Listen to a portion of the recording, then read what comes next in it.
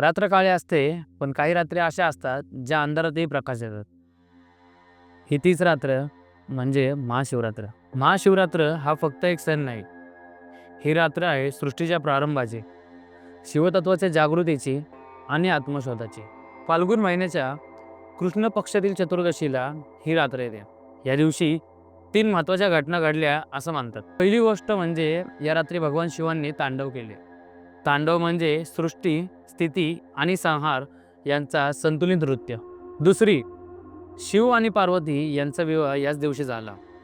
ही रात्र म्हणजे शक्ती आणि शिव यांचा मिलाप. आणि तिसरी घटना, या दिवशी शिव अग्नीच्या ज्योतिर्लिंग स्वरूपात प्रकट झाले. ब्रह्मा आणि विष्णू यांनी त्या अनंत ज्योतीचा शेवट शोधण्याचा प्रयत्न केला, पण शिव अनंत आहेत हे त्यांना समजले. महाशिवरात्रीबद्दल एक वैज्ञानिक दृष्टिकोनही आहे. या रात्री ग्रहांची स्थिती अशी असते की त्यांनी शरीरातली ऊर्जा ही वरच्या बाजूने प्रवाहित होते. म्हणूनच या रात्री जागरण केले जाते. झोप न घेता ध्यान, जप आणि साधना केली जाते. भारतभर महाशिवरात्री मोठ्या उत्साहात साजरी केली जाते. काशीत गंगा स्नान करून भाविक रात्रभर हर हर महादेवचा जप करतात. मंदिरे दिव्यांनी उजळून निघतात. उज्जैनमध्ये पहाटे भस्म आरती केली जाते. राखेने पूजा करून जीवन आणि मृत्यूचे सत्य स्वीकारले जाते. काठमांडूतील पशुपतीनाथ मंदिरात हजारो साधू संत एकत्र येतात. नेपाळमध्ये हा राष्ट्रीय उत्सवही मानला जातो.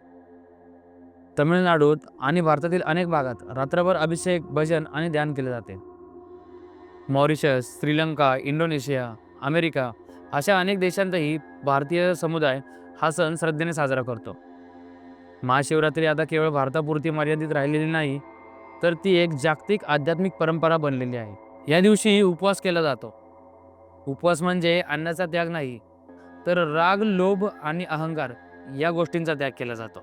जागरण म्हणजे फक्त रात्रभर न झोपणे नाही, तर अज्ञानातून जागे होणे आहे. महाशिवरात्री आपल्याला शिकवते की नाश म्हणजे शेवट नाही, तो नव्या सुरुवातीचा मार्ग असतो. शिव म्हणजे शांतता, शिव म्हणजे सामर्थ्य आणि शिव म्हणजे परिवर्तन. आणि प्रत्येकामध्ये शिव आहे, फक्त त्या शिवाला आपल्याला जागवायचे आहे. हर हर महादेव. महादेव सर्वांचं भलं करो.